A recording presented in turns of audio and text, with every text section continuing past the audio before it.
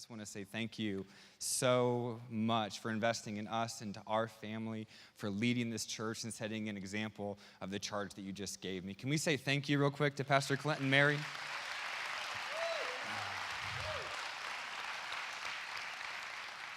It has been an honor to serve you and to serve this house, to serve your families, to serve your kids, and it has been a true privilege. And real quick, if you have served in either our kids' life or vertical teams, would you just stand up real quick? Stand up all over this room. There's several serving in the back. Can we just say thank you? These are the heroes of Life Mission that are investing in the lives of our kids.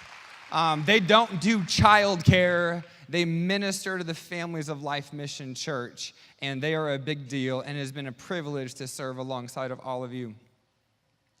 I've learned a few things in kids ministry and youth ministry these past few years. One of them is I don't know why Noah's Ark became a child's story. God got mad at all of the wicked and angry people, so he killed them. Were you good today? Like, can you imagine telling your 4-year-old that story? Sleep good tonight. I don't understand how that one became a Bible story. The other thing that I learned is kids say the most hilarious things.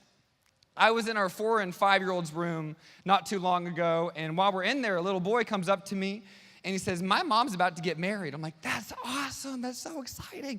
Are you excited about your mom getting married?" He's like, "No. She's going to have to kiss him. It's going to be gross." His little buddy who's sitting next to him's like, "Yeah, when I go to bed, my dad kisses my mom a lot." I'm like, "Yeah, he does. I know your dad. He's awesome. He's my friend." You never know what's going to happen and what your kid's going to say in the middle of kids ministry, but it's a lot of fun. I think that every single one of us know that if we were to look at our life right now and the place where God wants us to be or the place that we want to be, that we're not quite there yet. And I would say that many of us in this room are aware that between where we want to be and where we are right now stands a wall. Anybody know what I'm talking about? And that wall that stands between you and where you feel called to be stirs something inside of you. We're getting ready to go plant a church in a city where we hardly know anybody, with money we don't yet have, with a team that's not yet there and not near big enough to do the thing that God has put inside of us to do. And let me tell you, when I'm standing where I'm at right now and I look into 1 year from now and starting this church and I see the walls in front of me, there's something that stirs. And I think every single one of us, if we were really honest, we know from where we are and where we desire to be stand some obstacles that we don't know what to do with. Anybody know what I'm talking about? Raise your hand if you know what I'm talking about. All of you that aren't raising your hand right now, you can take off your halo and you can polish it a little bit. And you can pray for those of us that had to raise our hand that face things that are challenging sometimes. I think that there is a better story to live. And I think that we serve a God that wants to get us to a place that we can't get on our own. And tonight I want to talk about that. In fact, I want to do a little bit of group counseling, meaning I'm the one that's going to be counseled. I'm about to preach on something that I'm learning. Like, how many of you appreciate someone who practices what they preach? Well, tonight I need to learn the thing that I am about to preach because there is something that God is doing inside of me that isn't complete yet, that's painful. Because my temptation is to try to bring the walls down all by myself. And I find the Word of God so incredibly encouraging. A couple weeks ago, I was just spending some time with the Lord, and I go to the book of Joshua. And Joshua, like, the story resonates. He's getting ready to go into a land that he's never been, to conquer cities he's never been in, to see God do the miraculous, and he has no idea how he's going to do it. And the thing that God says to him as he's about to begin is, "Do not be afraid." Well, a little bit of Joshua's story is this, is Joshua was born a slave. He was born a piece of property. And one day, a man shows up named Moses, and he goes before a Pharaoh of Egypt who believes that he's a god and says, "Let my people go." The Pharaoh, who thinks that he's a god, says, "No, absolutely not." God sends 10 plagues. The 10 plagues bring this man that believes that he's a God to his knees, showing him that he is not God, and the Pharaoh agrees to release the slaves. Now, the people of Egypt have watched Pharaoh be brought to his knees and have watched these Israelite slaves leave free and with a bunch of stuff. And just as Joshua is free for the first time in his life, he hears that there's an army coming to bring him back. They get to a sea where God has led them. They have no idea how they're going to get to the other side of the sea, and behind them is coming an incredible army. Moses goes out in front of the waters. He holds up his staff, and God miraculously divides the waters. The Israelites go across on dry land. The Egyptian army follows on this dry ground with water on each side through the Red Sea. Just as the Israelites get on the other side, the waters collapse on the Egyptian army, destroying its army. Now they're in the desert, no longer an army chasing them. And every morning they wake up miraculously with food on the ground, enough for 3 million people to eat. God, in the middle of a desert, causes rocks to spring forth water that has enough water in a desert for 3 million people. While in the desert, people hear about the Israelites who have now come into this new land, and they're afraid of them, so they decide to attack them and try to drive them back to Egypt, and God miraculously gives them victory over their enemies. Joshua has spent his life watching God do incredible things on his behalf. Then 12 spies go into the land that God had promised for them to go into. They get into that land, and they come back. You know what they report? There are giants in the land. There are walls bigger than they've ever seen before surrounding these cities. And they come back. And they give the report, and Israel decides to give in to fear and not trust God. In the midst of not trusting God, they end up waiting for 40 years. 40 years for a second chance to go back in the promised land. I don't know about you, but I hate waiting. Anybody hate waiting? Like, I go to the grocery store and I intentionally look at my cart because if I look up, I might see one of you and you might want to talk to me, and I'm on a mission to get something. And if I look at you, I might have to stop and talk to you. And you know what happens to me in a grocery store? People think it's their like confessional booth, and they start telling me things I have no idea why they're telling me in the middle of a grocery store.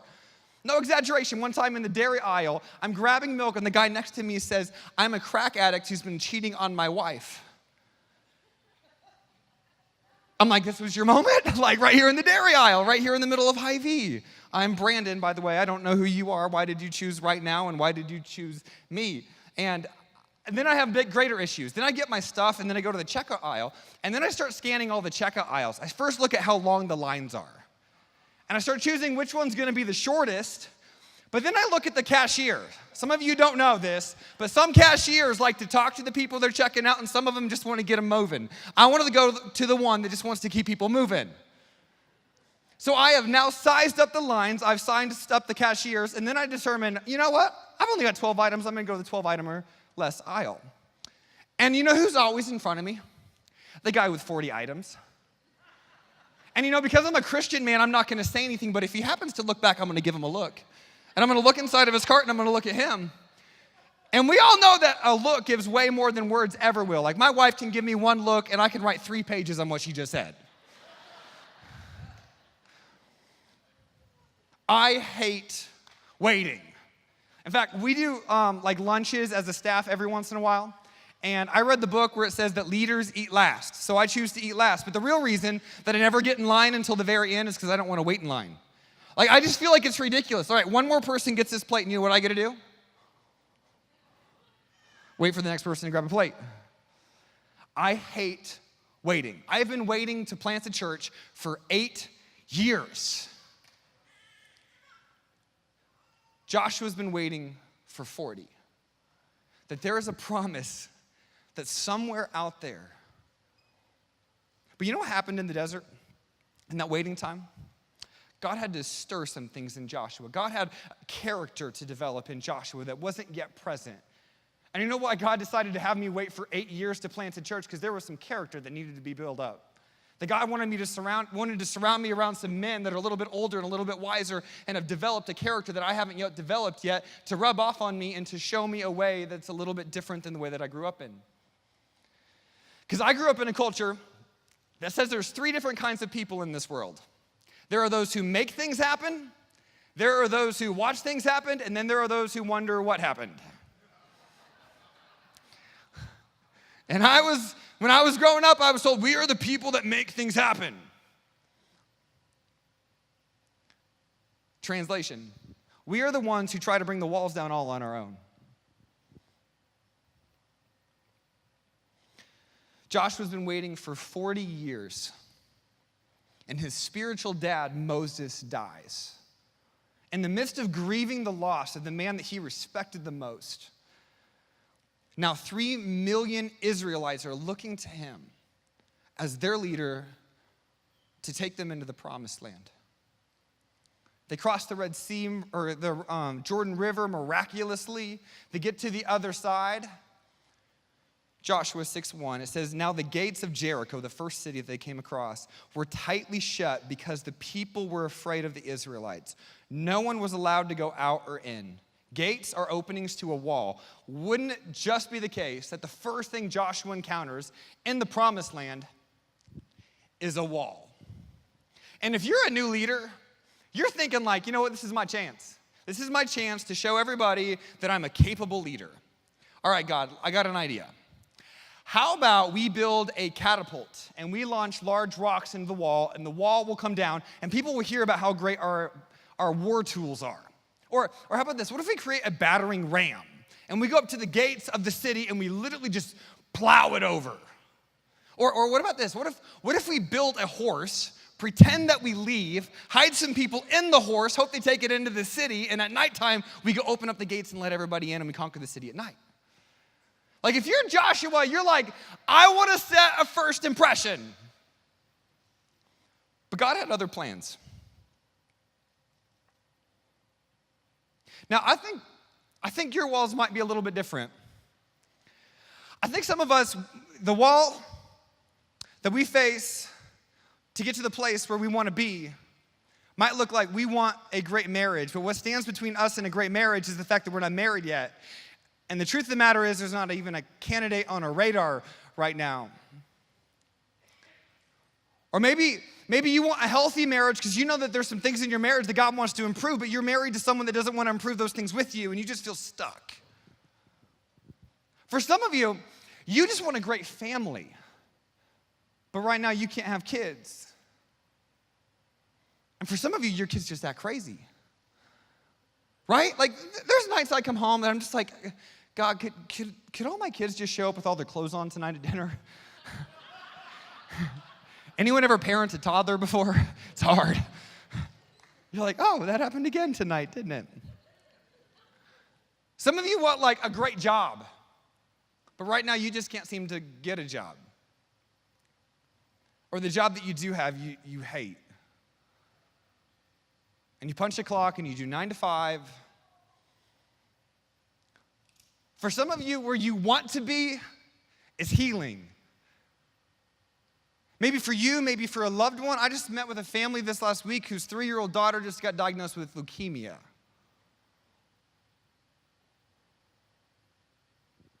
There's a wall.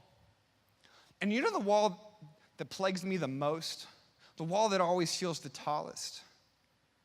It's the lies that I choose to believe in sometimes.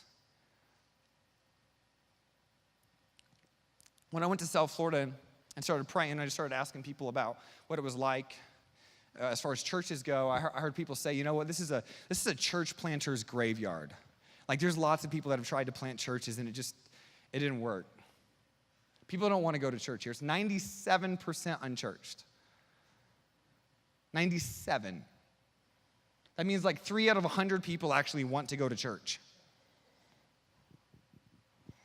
All right, God, so you're going to send me to a city where I hardly know anyone with money I don't yet have and a team that really needs to get a lot bigger.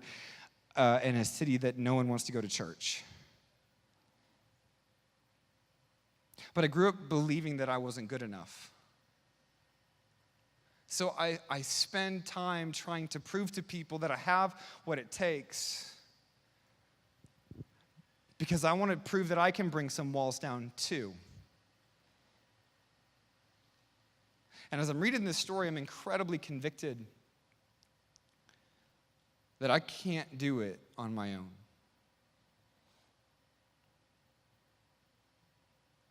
So God shares his plan. Verse 2 says, "But the Lord said to Joshua, I have given you Jericho, its kings, and its strong warriors." Joshua has a hope that there's something more. There's something more for Israel. There's something more for his kids, for his future generations than slavery and life in a desert.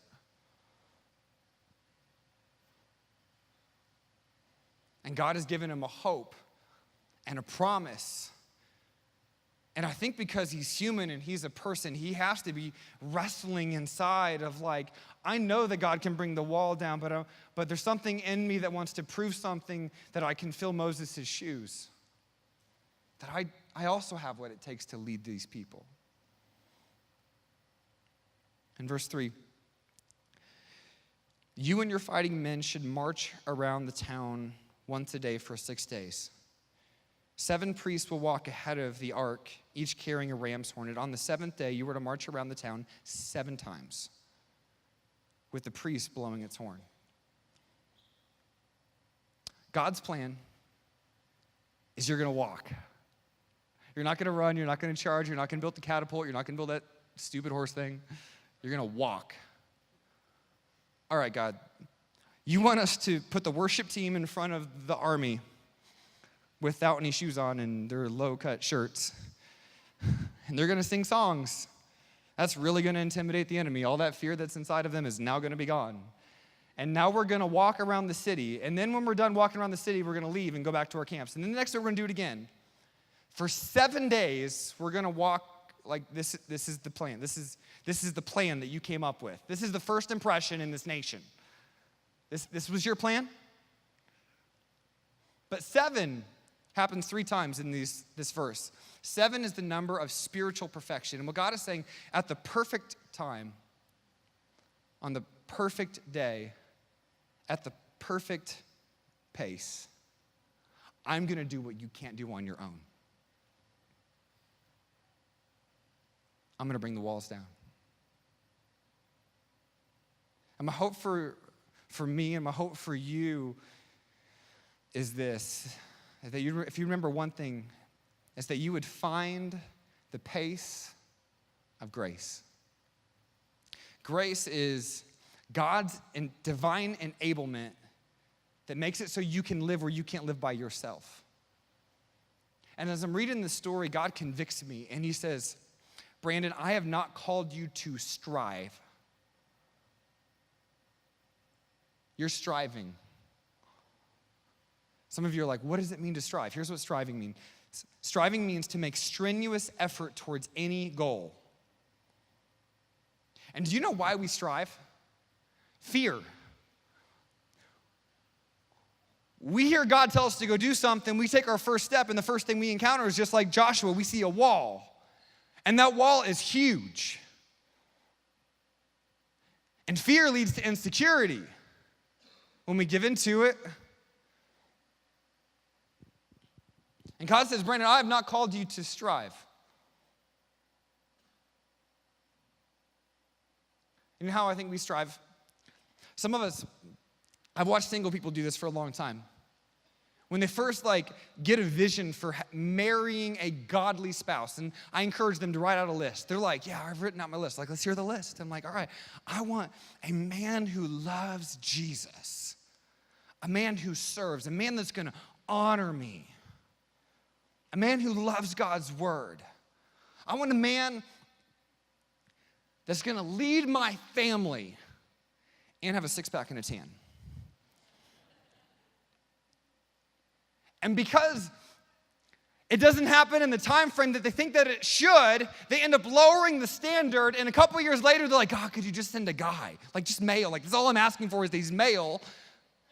And because they've lowered their standard and he doesn't honor them the way that they're supposed to, and because they've strived to get somewhere that they want to be, not waiting for God to bring the blessing that he had at the right time, at the right pace, in the right place. Or the number of times that I've met with a parent whose dad wanted to give a bigger house for their family, that he's destroyed their home trying to pay for the house. And then he works 3 jobs. And you know what? We live in a culture that celebrates it. Way to go. Way to pull yourself up by your bootstraps and make it happen. But the pace isn't sustainable. And then I meet kids who know their parents based on what they've given them instead of who they are.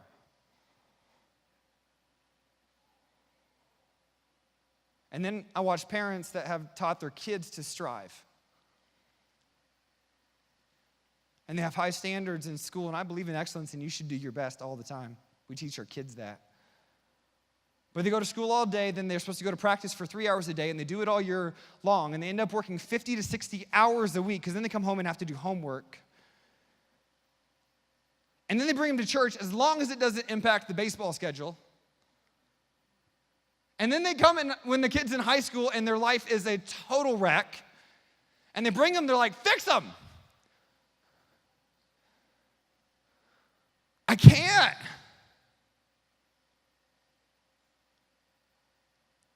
And I think that we want something for our kids, and we want something for our lives, and we want a certain kind of marriage and a certain kind of family, but we live in a culture that teaches us to strive instead of finding the pace of grace.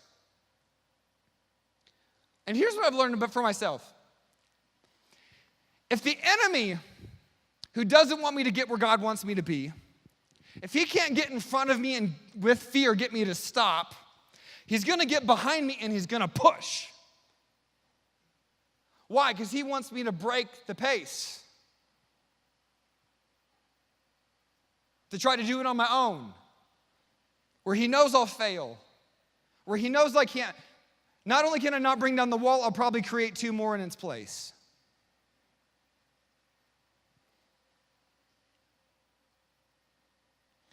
And God told me, he said, Brandon, I've called you to stride with me. Stride means to make long, determined steps in a specific direction. To walk with long, determined steps in a specific direction. Jesus said it like this in Matthew chapter 11, verse 28. It says, then Jesus said, come to me, all of you who are weary and carry heavy burdens, and I will give you rest.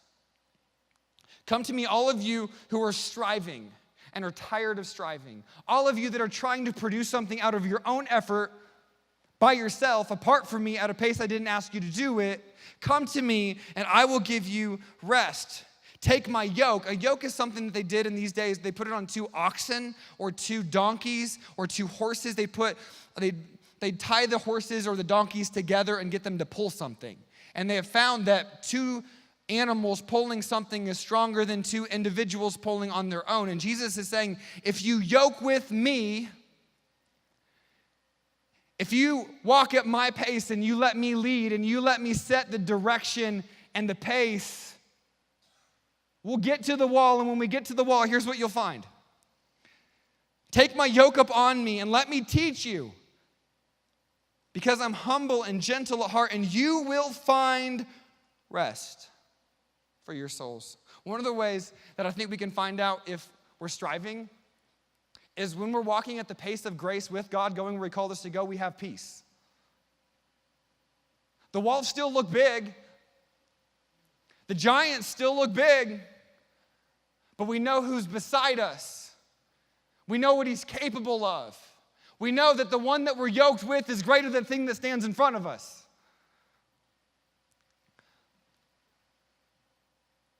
For my yoke is easy to bear, and my burden is light. God's plan is to stride with you. And verse 5 says, when you hear the priest give one long blast on the ram's horn, have all the people shout as loud as they can, and then the walls of the town will collapse and the people will charge straight into the town. When the walls come down,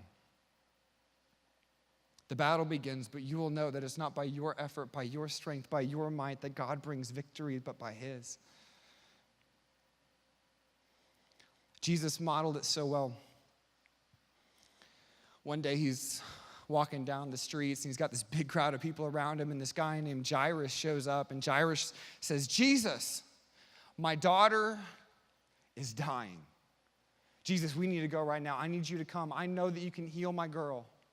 And if you're a parent, you get this. You can feel this with him. If your girl was about to die and you knew her only hope was for Jesus to get to your house in time to pray for her and lay hands on her that she might be healed, you would do anything you could to bring the wall down and increase the pace. But it says that Jesus was walking with the crowd, and while walking with the crowd, a woman who's been bleeding for 12 years,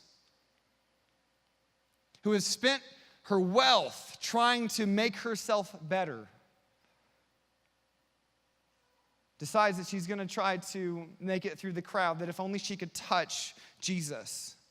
That because Jesus was walking at a pace that she could catch up to, she touches Jesus' garment and she becomes healed. And Jesus, in the midst of this moment, feels power leave him and he actually stops. And if you're Jairus in this moment and your daughter's dying and Jesus has already been walking at a pace that's surrounded by a crowd and now he stops, everything within you is like, oh, what are we going to do?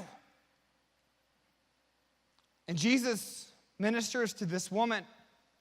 And while he's ministering to this woman, a messenger comes up to Jairus and he says, Jairus, your daughter's dead. Jairus was believing something on the other side of the wall and now believes that the wall has won the day, that his girl is dead, that the pace wasn't quick enough.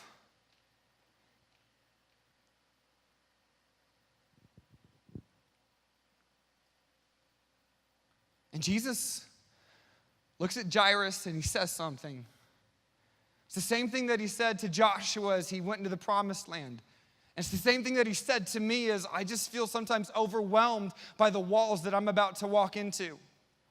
He says, do not be afraid. And you know what happens within us when he says that? We're like, why? Why shouldn't we be afraid? The walls are big, the giants are huge. So Jesus goes with Jairus to his house and he sees the little girl dead on the bed. He clears out the room. He lays hands on the little girl and he says, little girl, wake up.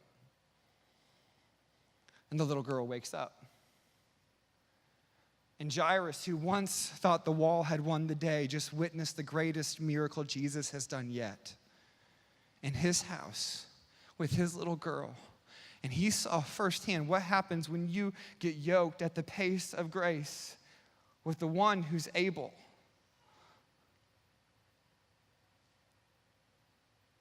And the reason that we don't have to be afraid when we look at the wall, the reason that we don't have to be overwhelmed by the circumstances, the situations that we face, is not because by our own discipline or effort or hard work that the walls come down, but this. The reason that you can have a confidence, the reason that you can have faith that there is a better story, that God's plan for you is not done yet, that you haven't outsinned him, that you haven't disqualified yourself, that he's not done in your marriage, he's not done with your kid, that your prodigal will come home. The reason that you can have confidence is the same Spirit that caused the walls of Jericho to fall down after they walked around the city 7 times and blew the trumpets. The same Spirit that raised Jairus' daughter from the grave. The same Spirit that raised Jesus from the grave, conquering death, sin, and hell itself, is the same Spirit who's alive inside of you. And if you would just yoke yourself with the one who's able, the one who's faithful, the one who's capable, that you would find yourself striding at a pace of grace that when you come to the wall, you'll find he'll miraculously bring down the wall so you can get where you couldn't get on your own.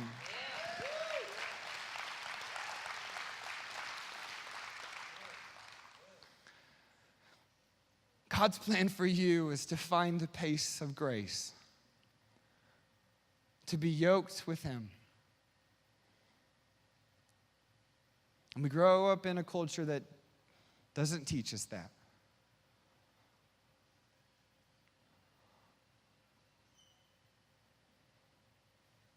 And I don't know where your promised land is. I don't know where the better story is. I don't know the wall that you face, but you do. You're well aware. It might be your marriage. It might be a kid. It might be health. It might be finances. It might be your relationship with God. But you know that there's something better than where you're at right now. And you want the wall to come down. And you want to participate in the pace. Because aren't we tired of striving? It's so hard. It's overwhelming. And God's plan for you tonight is to stop and to trust that he's capable, that he's good, that he's for you, that he loves you, that he likes you, and he has something great in store for you. And if you would just yoke yourself with the one at the pace of grace, he would lead you where you can't live on your own. With every head bowed and every eye closed. If that's you tonight and you know that there's a pace that's different than the one that you're living, that there's a wall in front of you that you can't bring down on your own, and you need God to move mightily on your behalf,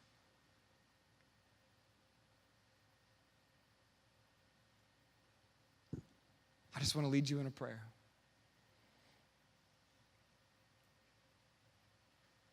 Father, right now I pray that we would be a people who walk in the pace of grace. And Father, I declare over marriages that you will bring healing, that the prodigals will come home, that kids are going to grow up knowing their dads, not by the things that they give them, but because of who they are. And God, I thank you that you are the God that brings the walls down and that you lead us where we can't go on our own. So Father, tonight I bless your people and I pray that they would walk with you at the pace of grace.